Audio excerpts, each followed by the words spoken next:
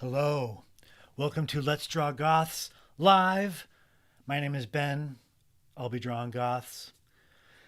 I'm also going to be talking a little bit about a subject that I feel strongly about, and that's because there's facts on my side. Forgot my drawing glove. Um, and that is, well, if you saw the title of this video, it's Be the Alpha, or you are the alpha of being you. And that's because I didn't want to call it what it really is. Alpha males are bullshit, and there it is. There's the truth of it. So I'm going to talk a little bit about that as I get set up to draw, and then we'll jump into drawing some goths. But if you are the kind of person who is into drawing or goth culture or that sort of thing, I'm sure maybe you've been called a beta, maybe, but depending on your gender, gender identification, etc., of course. But I think we've all known people who they they they call themselves alpha males, right? Even if they're not male, who knows? And they tend to wrap their whole identity in this thing of being an alpha male. And, well, it causes a lot of problems for them. And the truth is, there's no such thing. And if you go ahead and look on Google, there's a lot of great articles debunking this whole alpha thing. But I'll give you the gist, which is from an article I read Newsweek.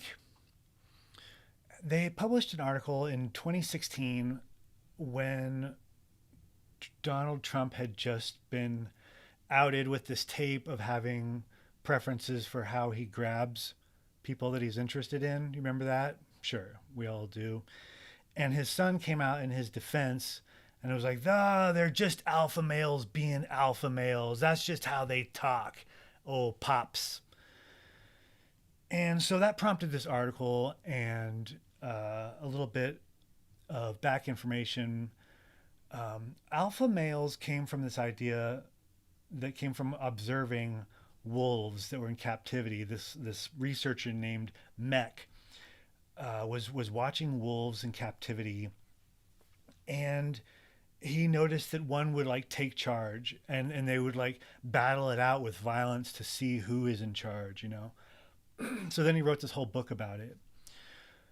Well, like something like 40 years later, he did more research and figured out by observing wolves that were out in the wild that this didn't really happen. And it was more that the one in charge was the dad and or mom. It was the parents of these other wolves.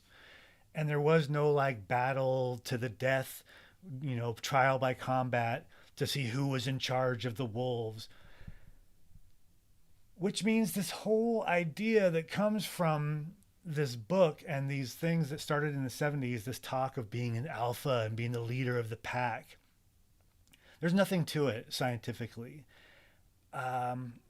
This guy Meck even tried to unpublish his book, and the publishers won't stop printing it because meatheads, I guess, keep buying it. So that's the truth about alphas as far as, you know, articles and books and what's out there. I'm going to start drawing some goths, a goth. We're going to take it kind of slow today. But while I do, I want to tell you a story where the night I realized that without a doubt, I saw proof that there are no human alpha males. Okay, so let's see here. I've got a photo here that I was looking at. And it was a group shot. I'm not really sure who took it. Looks like it was the early 80s. And it was a bunch of, they called themselves cure heads back then. You know, it was sort of pre finalized terminology, and which is when a scene and a culture, I think, is more pure when there isn't really a word for it. Anyway, I like this lady too. I don't know if we'll get to her, but I'm going to try to draw this cure head. It's a great pose.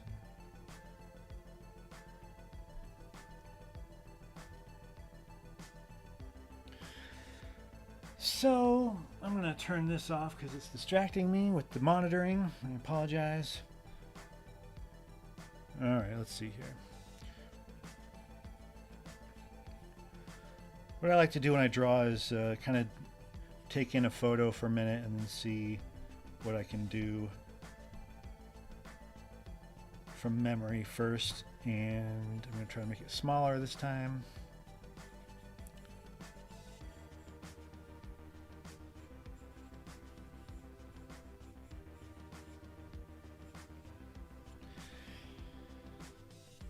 Okay, so about alpha males and the time that I saw living proof that they are bullshit.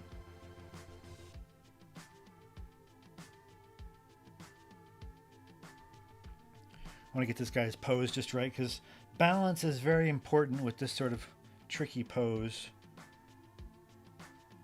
You got to make it look like there's a weight on each side of the person, and all of his weight is on one foot here, so I gotta get that right. So in the before times, you know, when we could all go out in group settings, remember that? It feels like some kind of fever dream. Probably maybe just over a year ago now. My wife was invited to her high school reunion, and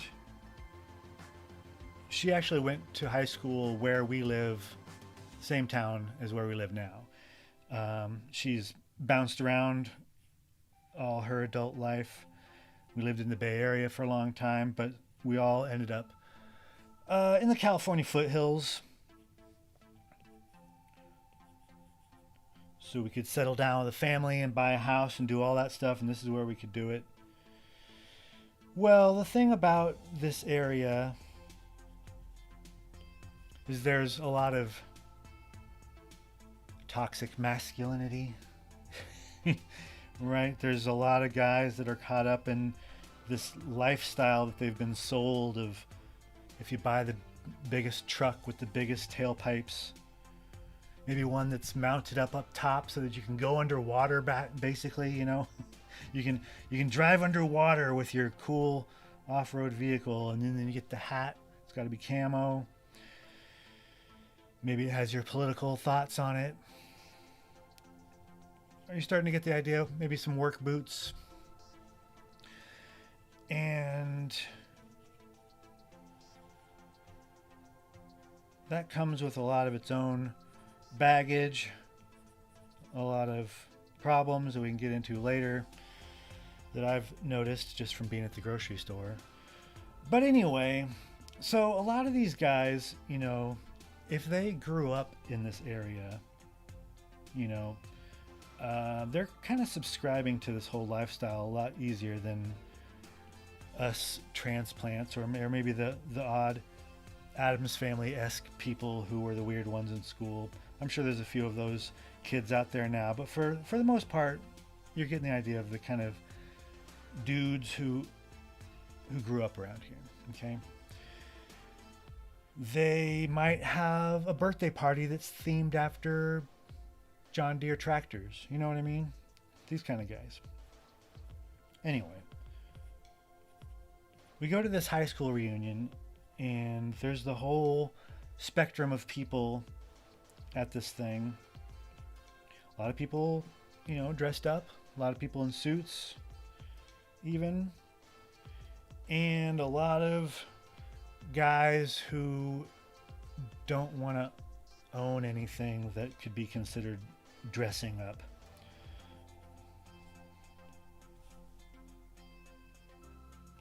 Notice he's totally off balance still, so I'm going to move his leg over here a little bit. That's better.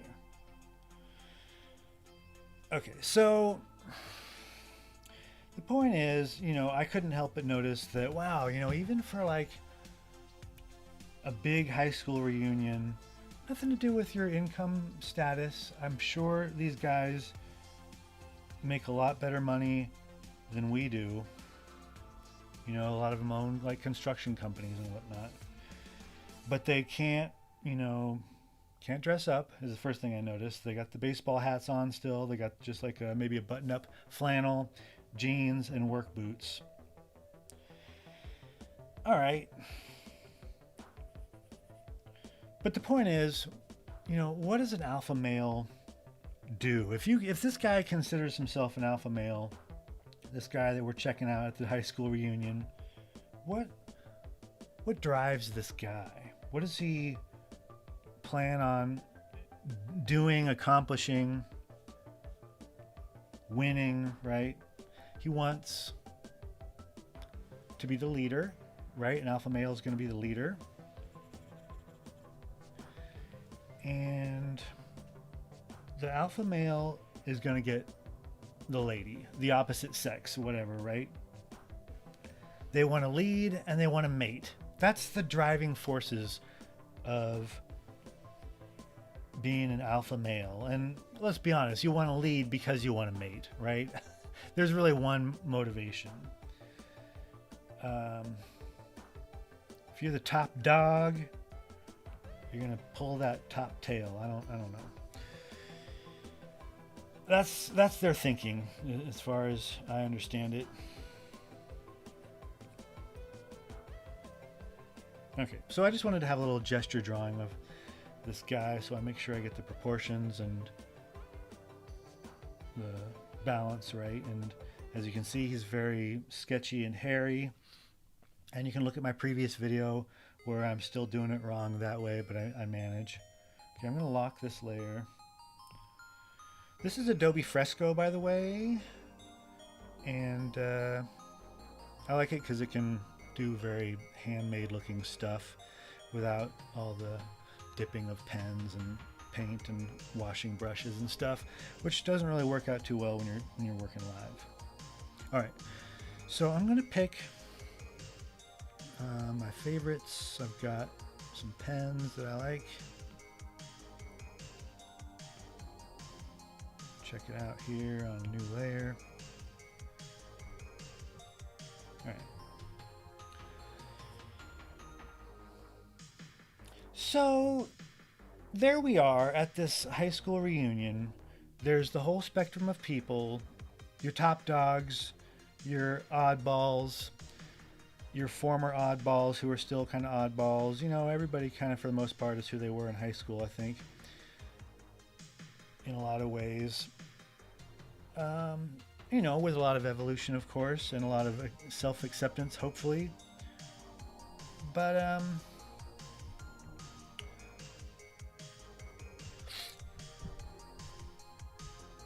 so what are our motivations that night, right? Me and my wife. We want to have a good time. I wouldn't mind going home and, mating, to be honest. That can happen when you're out having a good time, right? I'm not super concerned with being the leader of the pack. I'm not really interested in motivating anybody else's behavior. But what is supposed to and will always go on at a high school reunion? There's going to be talking. There's going to be eating.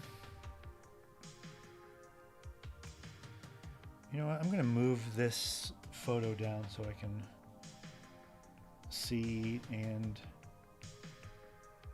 work at the same time. Excuse me for a minute.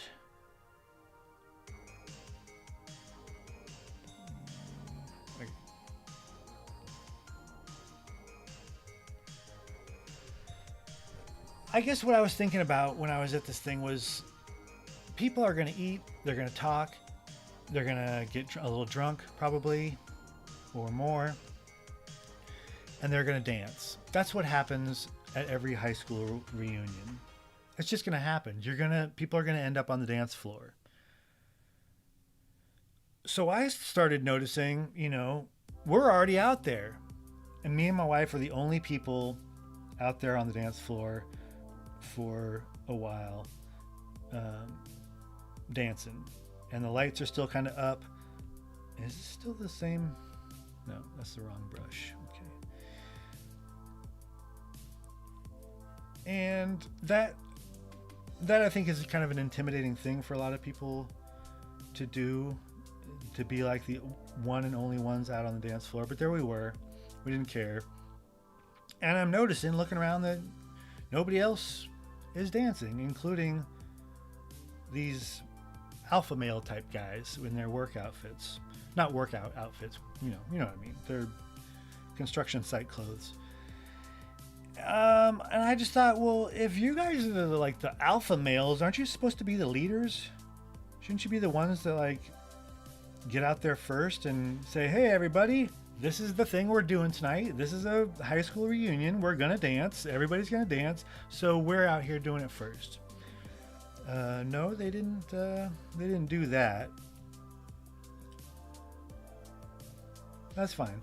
And we were quickly joined by the other oddballs and artsy people from this school, who my wife was acquaintances with some of them. And we're having a good time and dancing, and they're flirting with each other and having a good time. And then when like everybody who's dancing is dancing, everybody has finally signed on to this dancing thing. The alpha dudes, I noticed, are still not dancing. It's not gonna happen. They're standing around holding their beer and maybe their belt buckle. And now like the, hometown women are like flirting with them and trying to like get them out onto the dance floor, and they're kind of shaking their butts in front of them, and the guys are like, yeah. Talking to each other mostly, still not going to dance. Well, guess what? The hometown girls lost interest. If you don't dance back, you have nobody but to blame but yourself. They didn't dance back, and so the women lost interest. I don't know what this guy's holding. Banaka? All right.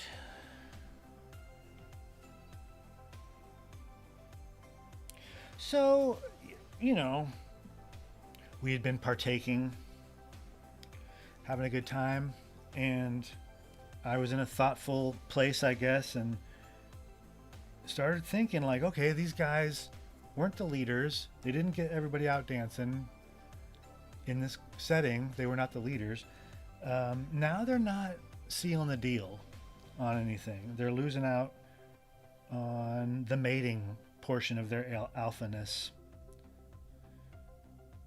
And I guess that's it. That's the story. They didn't do any of the alpha stuff that you would think a leader and the one who is going to be the one who gets the mate would do in order to get that mate. They didn't do any of that. And I could see that, when people don't want to dance and they'd rather just hold on to their beer, I understand that it comes from a place of fear, of not wanting to be judged, not wanting to be seen as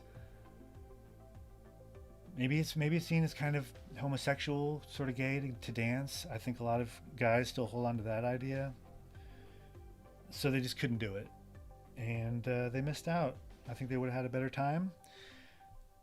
Anyway, I realized that in that evening, in that setting, I guess we were the leaders. Maybe I was kind of the alpha that night. I did all the things. So the point of the story, the moral is, there are no alphas. It just depends on your setting, what you're doing, who you are, what your area of expertise is. If we had to, you know, build a roof, then I wouldn't have known what to do, and I would have sat back till somebody told me what to do, and I would have done my best to start nailing stuff into a roof and not freak out because I don't like heights, etc., etc. But in this setting, I guess I was the leader. We were the leaders, right? And I think if you're in a work setting, it's the same thing. You know, if you got some guy who has decided that his lifestyle is that he's the alpha, and it doesn't matter what his position is at the company, and your position is actually like in charge of that guy, then he doesn't get to, you know, tell you how things are going to be or bully you or whatever. If you're art director or whatever, then you're in charge.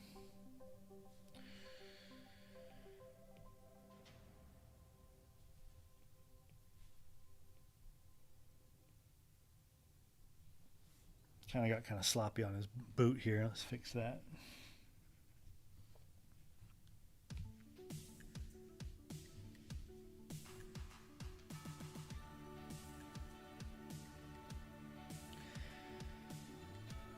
Okay.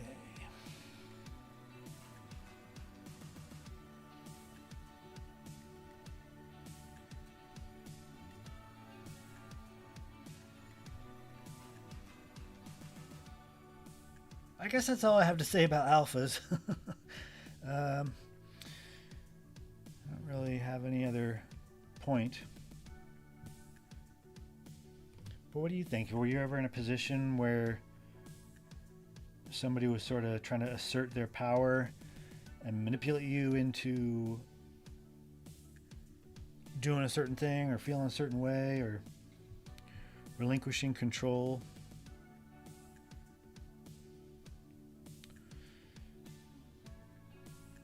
Don't do it. Don't relinquish the control over some person who has decided they're always in control, always the alpha.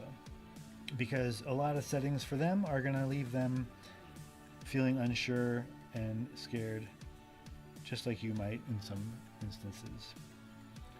Everybody's the alpha sometimes. Everybody's the alpha sometimes, if you want to be.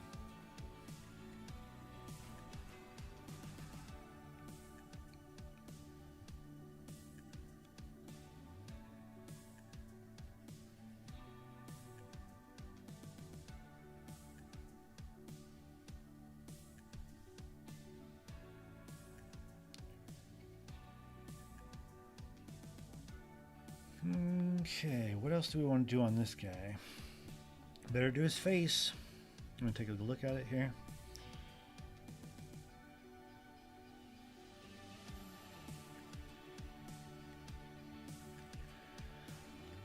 Touched on this subject, I think, last time, but I've been having to practice a lot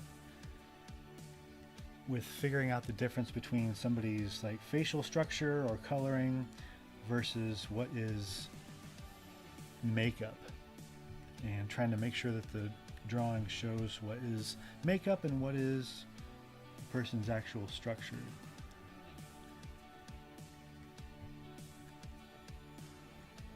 I guess there's not really any hard and fast rules about that. You just got to be able to see. You got to be able to see it. Oh, that's makeup, and then make marks that reflect that observation, right?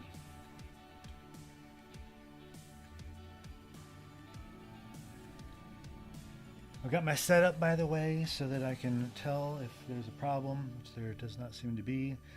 If anybody is here because they were tuned in yesterday and bummed out that I'm sure it ruined your day that I didn't show, I was all set and nothing was happening with my setup.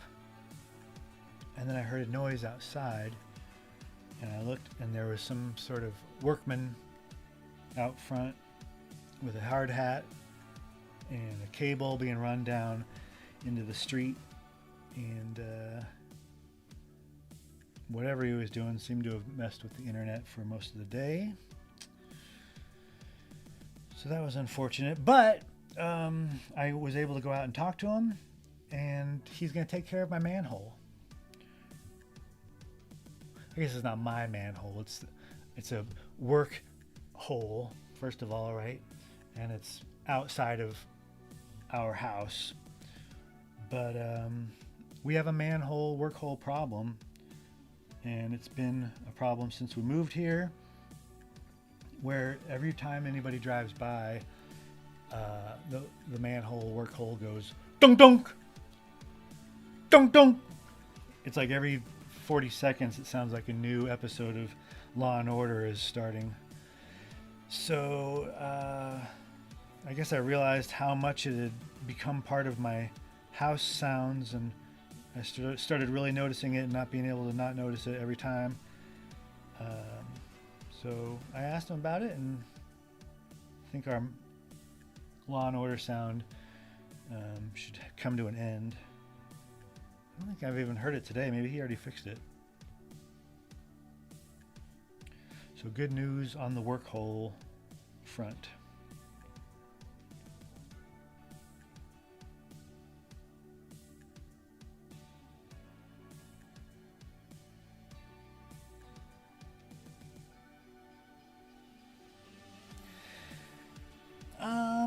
As far as the subject of the alpha males, I understand if I don't know why anybody who considers themselves to be an alpha would be watching, but who knows? Maybe, I think there's a lot of people out there who search these kind of things that they're all heavily invested in and want to go and troll on YouTube if they find something that doesn't fit with their ideologies. But I do have a lot of strong feelings on it, and it bothers me because I see these guys doing damage to their society, to their families, and it's not cute or helpful in any way. I mentioned that I noticed these things at the grocery store, and that's really the only time, for the most part, except when they drive by, or when they're doing donuts out front of my house, that I notice them. They eat at their own sort of spots, and the artsier, more like classically educated, whatever you want to call them, people have their places where they drink and eat. But you see them at the grocery store. And first of all, you're going to notice their groceries. It's always like some steaks, like a 6-pack of those steaks, some meat, some dessert, maybe a gallon of milk, and a lot of booze.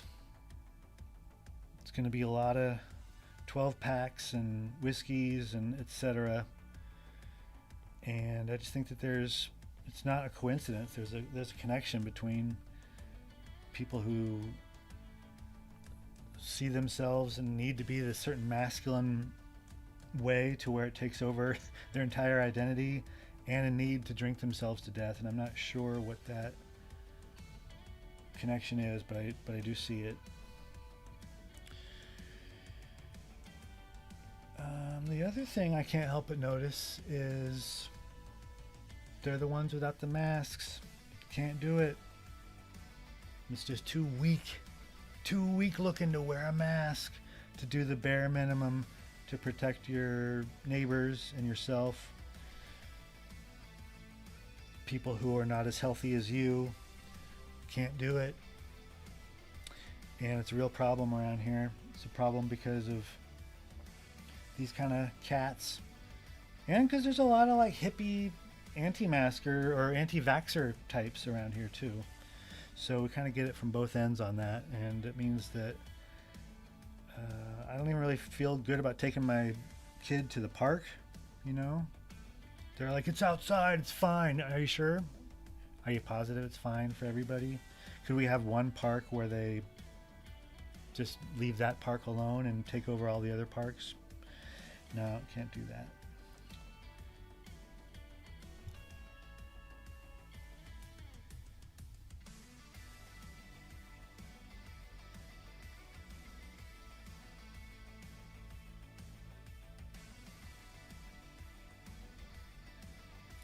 Like, have you ever noticed the people you see, the guys who still can't be bothered to put on a mask?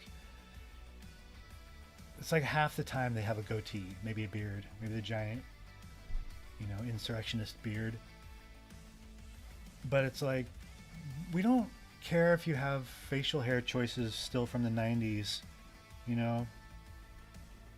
We can tell you're that kind of dude who's still holding on to that look, even if you're wearing a mask. So just bothers me. Bothers me. I think that it's a point of view situation, more than like even how informed people are or not. It's like about like their lifestyle choices and identity choices. Maybe it's even hormonal. Maybe they can't help it because they just have too much testosterone pumping through them to live another way. But I think that for me, my level of caring about what's going on in the world or politics or whatever has changed a lot just from having a family.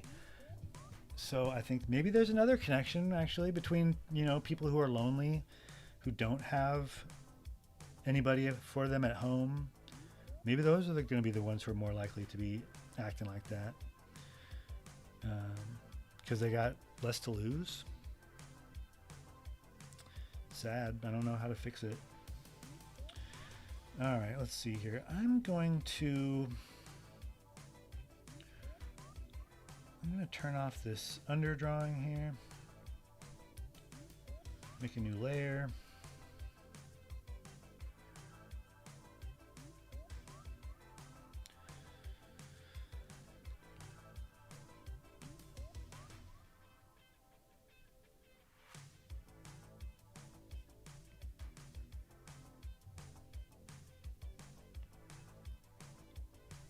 Like, what about loud vehicles?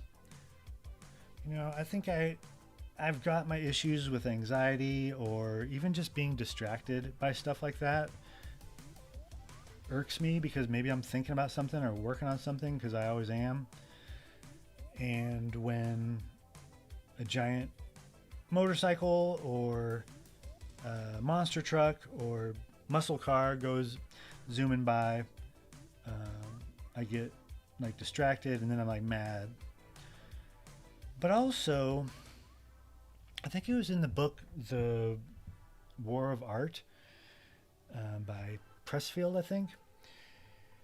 He talks about that, which is everybody's got a thing that they wish they were doing, like artistically or creatively or their career or whatever. They got some driving like force thing that they want to do, and then they get all this resistance that fear that keeps them from doing it.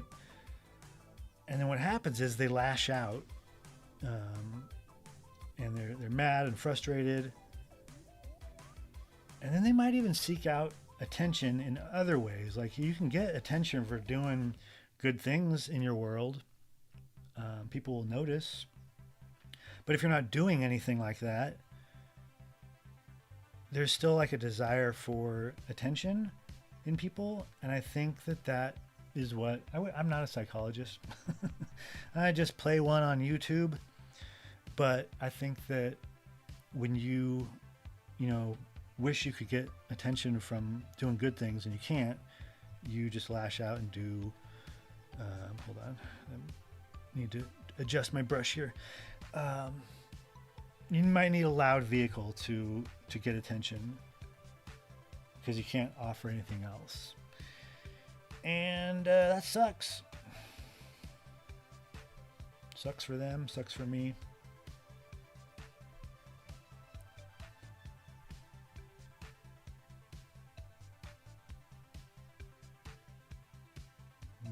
What else can we do here? Just gonna give him purple pants for fun with a paintbrush.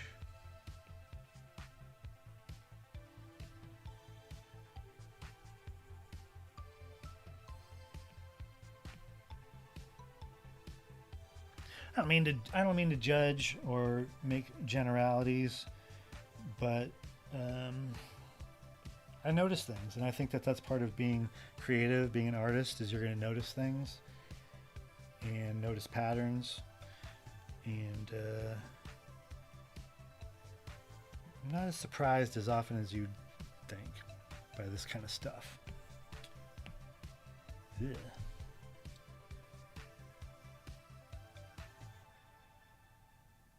And it's sad when people can't outgrow it. It's like I get annoyed by that kind of stuff. People driving around in loud vehicles and racing and whatever. And then I remember, you know what? I had my time doing that kind of stuff too.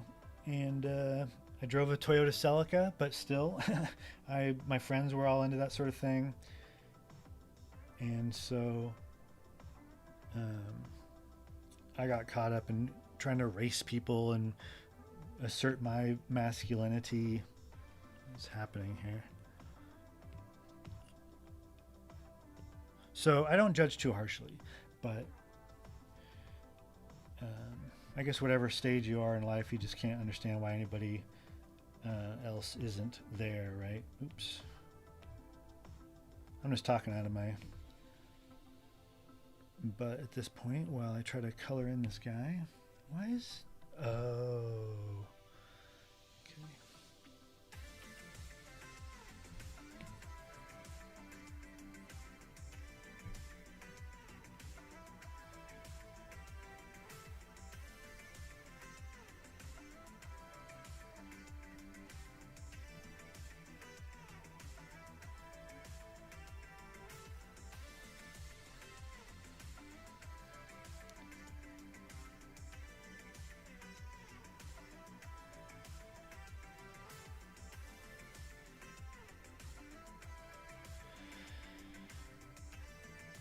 So, okay, enough complaining about toxic masculine dudes.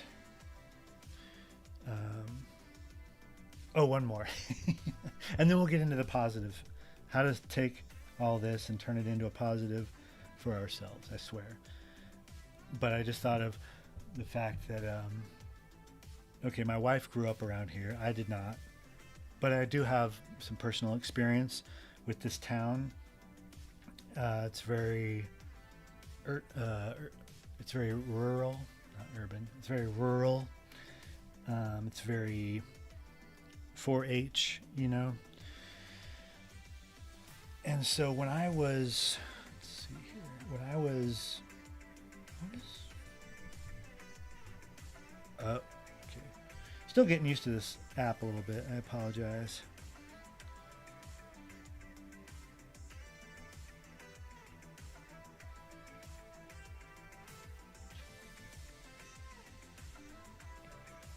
All right. So when I was a kid, my mom, one of her best friends lived in this town. And she actually lived out in the outskirts, which was even more rural and farmy and monster trucky.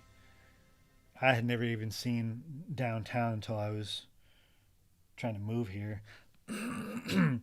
But she would every year come to visit this woman and take us,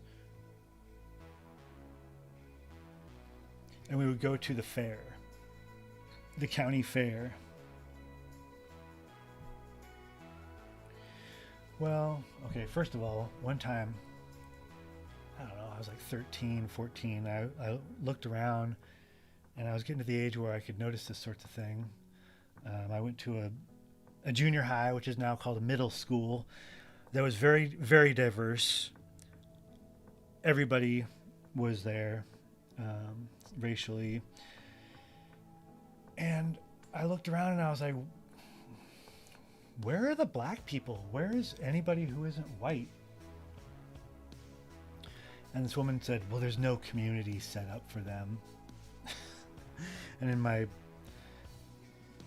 snarky junior high way said like, oh, you mean a ghetto? But it's true. It is like that around here, but that's a whole other story that we can get into another time. But I would wander around this fair on my own most of the time while the rest of my family hung out with this woman and her family. And one time I was like hanging out by their trailer in the back because they were doing all the 4-H, showing off their cows or whatever. And I like was wandering around pretending I was a warrior or something, some kind of barbarian play. And I jumped over like a little wooden fence and landed in, I don't think I was paying attention to where I was going because I landed in like a barn, where they were setting up their livestock to compete or whatever. And I kind of like, I'm alone and I jump over this wooden wall and all of a sudden I'm like face to face with 4 kids my age. And I do this like jump and I'm like, ugh, like I'm Spider-Man or something.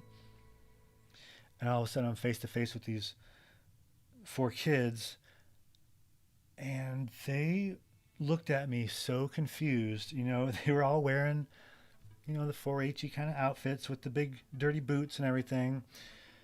And I wasn't. And they were just like confused. They weren't like necessarily bullies or anything, but they just looked confused. And one of them goes, "Are you a boy or a girl?" And I don't think he was like teasing or messing with me. I just think he was confused and didn't know what he was looking at. So I keep zooming in and out of here because I can't think and talk at the same time. Okay, I'm going to finish this guy up. Okay, so how to spin a positive on all this stuff?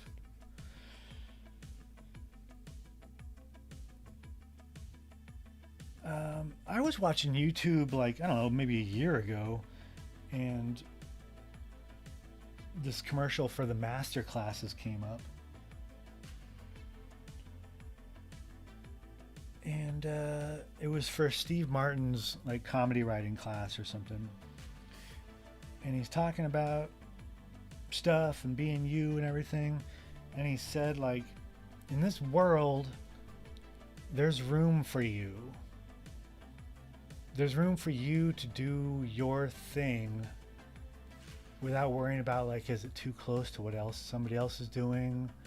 Oh, somebody already has that idea. If I try my idea, it's going to look too close to being that.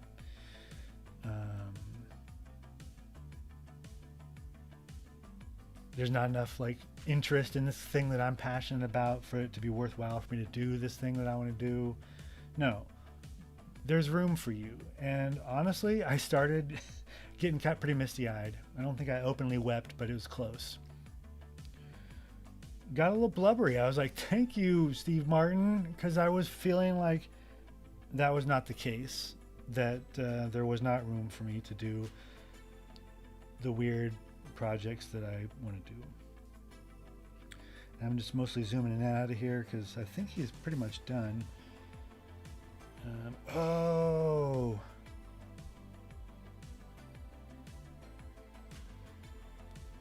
I'm not sure what's going on with his hand, but I'm going to guess that he's kind of holding on to his jacket, kind of holding it closed against the cold. So I'm going to go with that and make that look a little more obvious.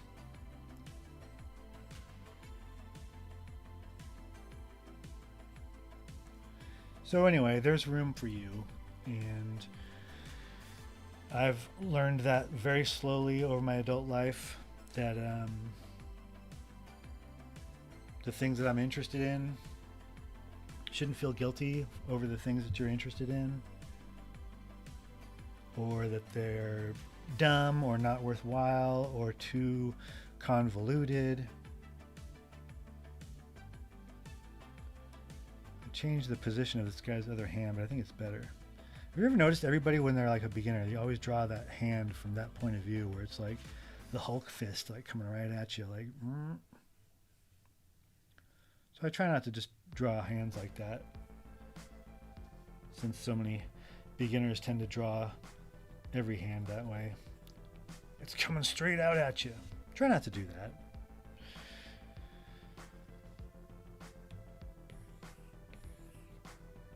What's happening? Close layer. Erase. Okay. You know what's lame? This guy's purple pants. It's not working out for me. I'll lock the transparency. And I think I'm just gonna go gray after all. Fresco has this great feature down here with the least, or the, what do you call it? Most recently used colors, which is very helpful for me.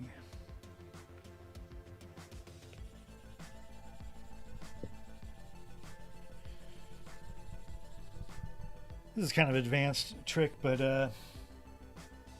if you got like somebody wearing black pants, if you go like gray or even white, you know, in the background, it kind of makes like an atmospheric perspective. It's like it looks like it's further back in space. It's exaggerated, of course, but I don't know. It's better than having a big black lump like this. You can't tell really what's going on in the pose.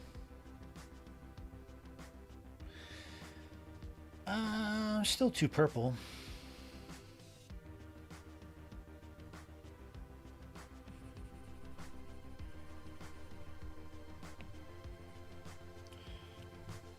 Well, I guess I'll just tell one more little encouraging anecdote, and then I'm going to call this guy good.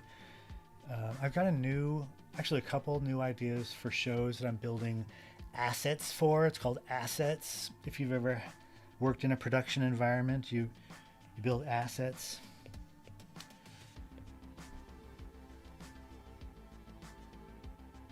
Where am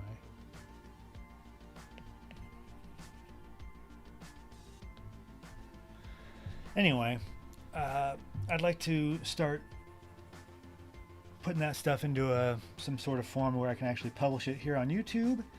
So, I don't know. Maybe I should do like a practice version of one show, put it up, see what you guys think. Hopefully they're not so different that they don't belong on this channel. If so, I don't really know what to do because I really want to do these projects. And that's a great lead into my last anecdote, which is don't feel guilty about your interests. If you have very spread out interests, don't feel guilty about that, because I did for a long time, and still kind of feel like that sometimes, where I feel like I just have like too many different things that I want to do, that I want to try, and if I just like focused on one thing, I could just kick ass at that one thing and do so much better in my life. And that's probably true. I have like successful friends and ex-friends who prove that if you just do one thing, you keep doing it better and better, you can get some success out of that. But that's not me, and that's never been me. I've always jumped around and just want to try everything. And then the instant I get remotely good at it, I can tend to lose interest. It's why I sought treatment for ADHD. There might be a little bit of that in me, but that's not the diagnosis I got back. So I just accept that that's part of me, that I'm going to want to try different things. And I just go with that. Let's see here. So for me, you know, when I was in my late 20s, what is happening with the colors here? Sorry, I can't talk and choose colors at the same time, apparently. Okay.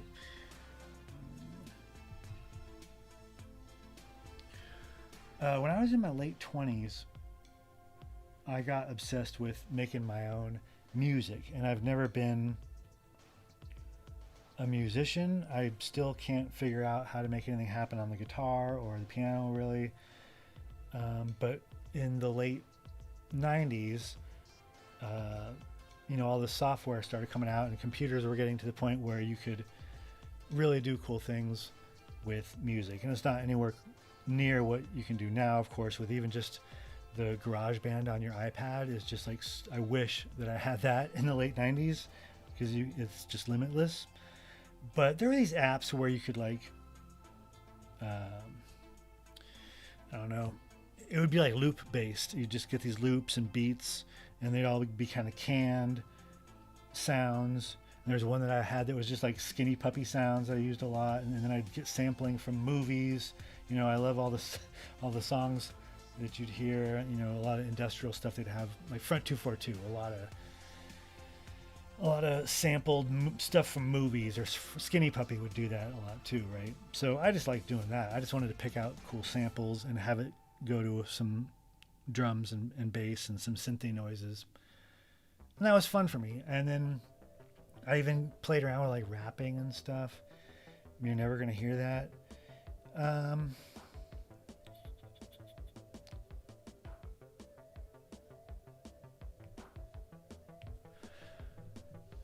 So I did that, and then I got involved in like building my own electronic instruments and doing what's it called, circuit bending, messing with old toys and turning them into weird musical instruments. Maybe I'll make a purple background instead.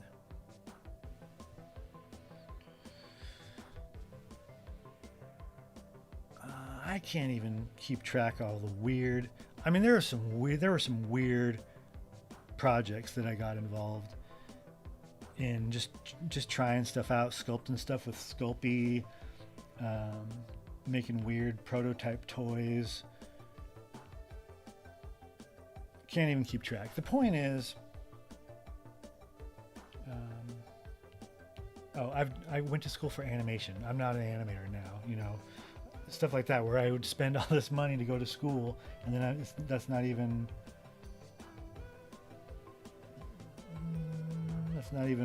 what I end up doing in life,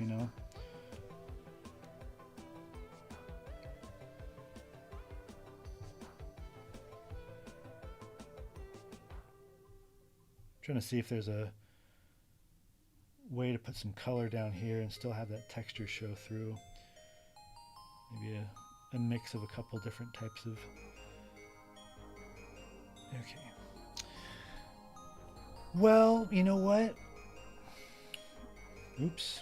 Nice. Now that I'm in my 40s and technology has changed, the world has changed, the internet has changed a lot of things for people. I'm able to take a lot of the things that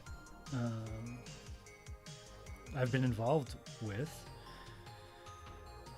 doing timeline-based editing, sound editing, sweetening sounds and compressing and knowing about what compression is and stuff, That's stuff that I used to feel guilty, like, oh, why did I waste my time figuring out that stuff?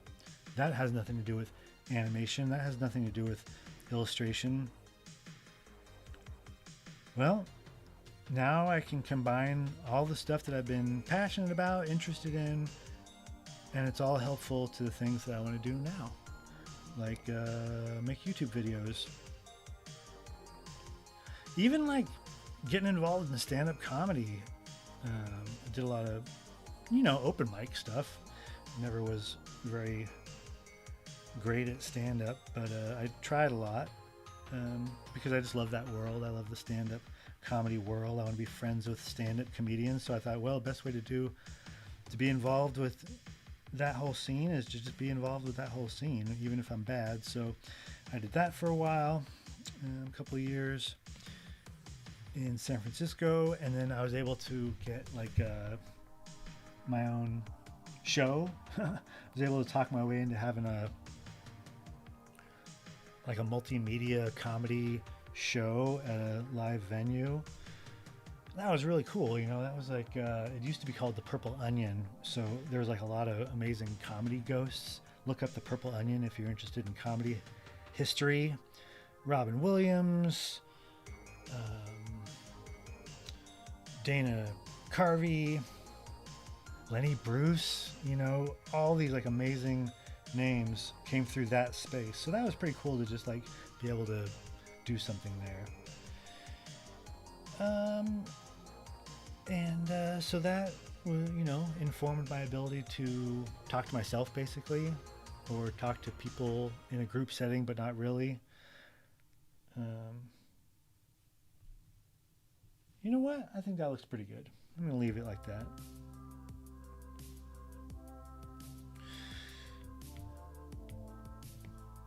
So don't be ashamed of if you have a lot of interests. If you don't have a lot of interests, I can't relate as much, but you know, there's been times where I feel like, you know, what am I supposed to do with myself? So I get it. I would say just keep trying things. Don't give up on trying stuff, and something's gonna click.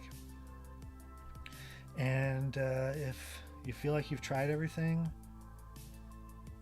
and nothing has clicked, then go back through, because you'll realize, oh, I haven't like tried making a short film since, you know, 12 years ago. Technology's changed. Your friends maybe have changed. The people you're hanging out with, your interests, your experiences can come back, and it might be worth trying a thing again, even if you feel like you took a dive on it last time. Took a dive on it? I don't think that's the right expression, but you know what I mean. It didn't go well for you last time. Just try stuff again, and maybe it'll be better this next time.